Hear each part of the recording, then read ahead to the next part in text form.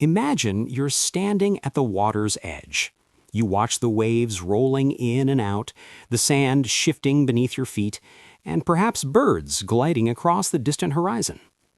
To us, the Earth feels so solid, so permanent, and so timeless. The mountains we see today seem no different from the ones our ancestors looked upon thousands of years ago. But the truth is, our senses are deceiving us. The Earth we stand on is a giant machine that never stops moving. Beneath our feet, the continents are on a slow, relentless journey. They collide, drift apart, and swirl in a cosmic dance that has lasted for billions of years. Today, we're going to explore one of the greatest scientific revolutions in human history, the theory of continental drift. This isn't just a story about geology. It's a story about a man who dared to challenge the entire scientific world, about giant puzzle pieces scattered across the planet, and about how we finally came to understand the true face of our home planet.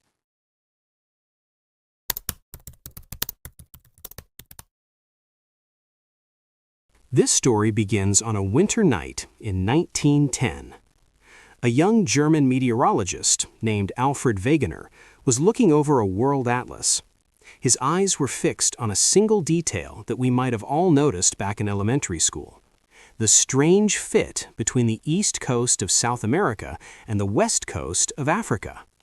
Don't they look like two puzzle pieces that were once joined? Wegener thought. At that time, the idea that continents could move was considered madness. The scientific consensus back then believed that continents were static. If there were similar fossils or rocks found on two continents separated by an ocean, scientists would invent fantastic explanations about land bridges that had since sunk to the bottom of the sea. But Wegener wasn't satisfied with their theories. He began gathering evidence from various disciplines: botany, paleontology, geology, and climate. In 1912, he presented his idea of continental drift. He argued that hundreds of millions of years ago, all of Earth's continents were joined into one giant supercontinent he called Pangea, which means all lands in Greek. But the scientific world reacted with outrage. Wegener was branded an interloper because he was a meteorologist, and geologists felt he had no right meddling in their business. They mocked him with a devastating question: if these continents are moving, what kind of engine is powerful enough to push massive land masses across the solid ocean floor? Wegener didn't have the answer, and that would be his weakness for the rest of his life.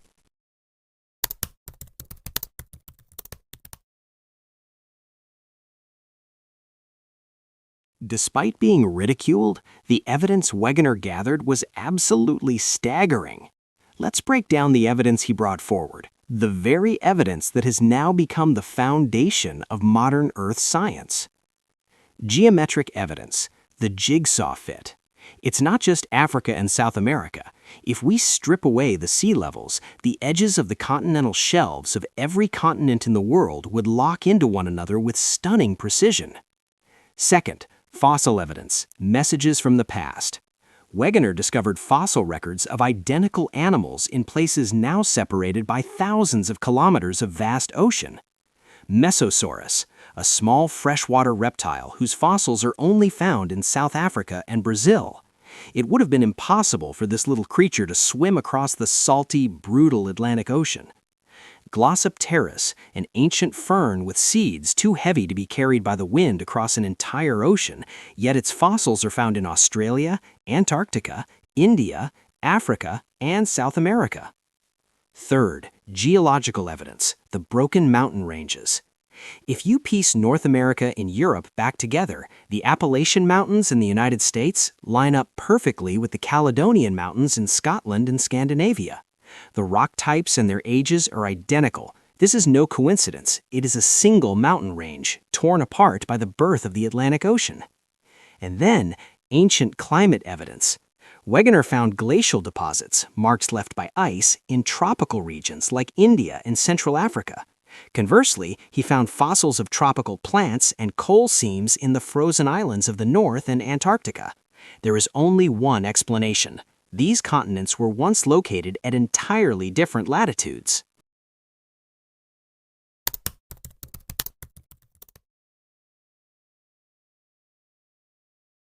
Wegener kept searching for proof. In 1930, he embarked on his fourth expedition to Greenland to conduct precise measurements of continental movement using astronomy. It was a deadly journey. In extreme conditions, plunging to -60 degrees Celsius, Wegener perished from exhaustion and heart failure while attempting to bring food to his colleagues at the central station. He passed away without ever knowing that his theory would one day be proven right.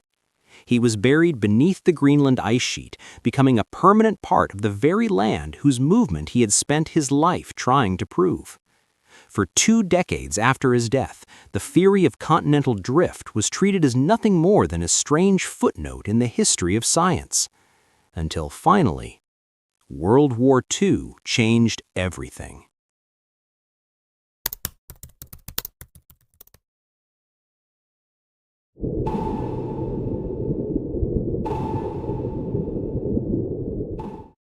During World War II, sonar technology was developed to detect enemy submarines. But after the war, scientists used this technology to map the seafloor, which until then had been thought of as a flat, featureless, and boring muddy plain. But as it turned out, what they discovered actually shocked the world. A genius cartographer named Marie Tharp, along with her colleague Bruce Heeson, began drafting the very first map of the ocean floor. They discovered that in the middle of the Atlantic Ocean, there was the longest mountain range in the world, known as the Mid-Atlantic Ridge. What's even more shocking, in the middle of those mountains sat a massive, deep rift valley. At the same time, Harry Hess, a naval officer and geologist, proposed a revolutionary new theory, seafloor spreading. He argued that hot magma rises from beneath the Earth's crust at mid-ocean ridges, cools into new rock, and pushes the older rock to the sides.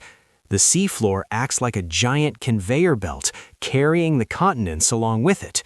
The ultimate proof came from paleomagnetism. Rocks on the seafloor contain iron minerals that act like tiny compasses, locking in the direction of the Earth's magnetic poles the moment the rock solidifies. Scientists discovered a pattern of symmetrical magnetic stripes on both sides of the mid-ocean ridge. This was the smoking gun that proved the seafloor is indeed constantly growing and moving.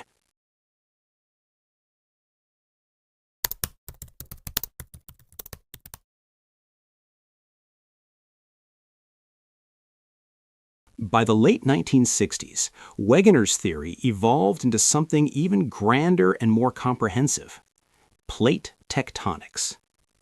Scientists realized that the Earth's crust isn't one solid piece. Instead, it's broken into a dozen or so major and minor plates. These plates float atop a hot, semi-fluid layer of the Earth's mantle known as the asthenosphere. But what exactly moves them? The answer is mantle convection. Imagine a pot of boiling soup. The hot liquid rises to the top, cools, and then sinks back down. The exact same process is happening inside the Earth. Heat from the Earth's core creates massive circulation currents that drag the plates along with them. There are 3 main ways these plates interact: divergent, moving apart, like in the Atlantic, where new land is constantly being born; convergent, collision, where an oceanic plate dives beneath a continental plate, a process called subduction, creating volcanoes; or where 2 continental plates collide to forge massive mountain ranges like the Himalayas; and transform, sliding past each other horizontally, like the San Andreas Fault in California, often triggering powerful earthquakes.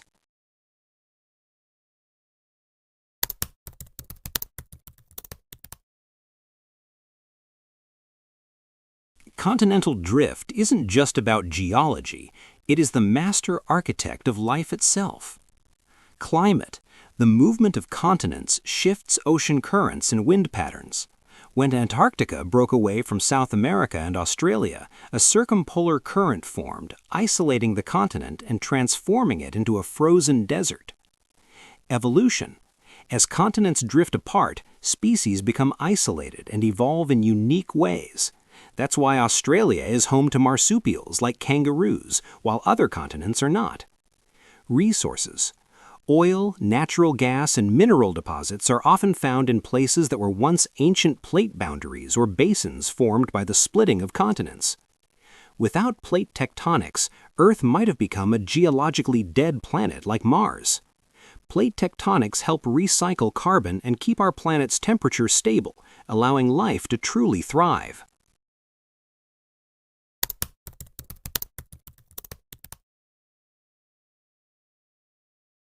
This journey is far from over.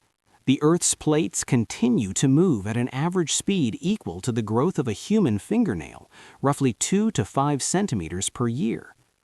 In the next 50 million years, it is predicted that Africa will continue to drift north, closing the Mediterranean Sea and colliding with Europe, creating a new mountain range that might even stand taller than Everest. The Americas will drift further away from Europe and Africa. In 250 million years, scientists predict that all the continents will merge once again into a new supercontinent, often referred to as Pangea Proxima or Pangea Ultima. The Earth we know today is just a single frame in a long, epic film that has been playing for billions of years.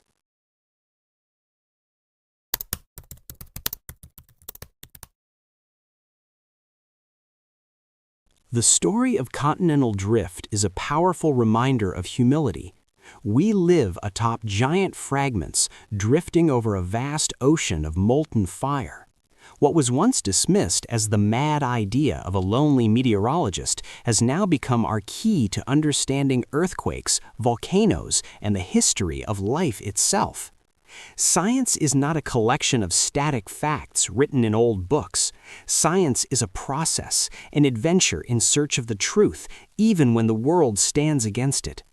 Alfred Wegener taught us to look beyond what appears on the surface, to dare to connect the dots that seem unrelated, and to always ask, what if the world is not as it seems? The next time you look at a world map, don't just see countries or borders, see a moving puzzle. See a living planet that breathes and is constantly changing. Thank you for joining us on this journey through time and space. Stay curious because many of Earth's secrets have yet to be revealed. Subscribe for more facts about our world.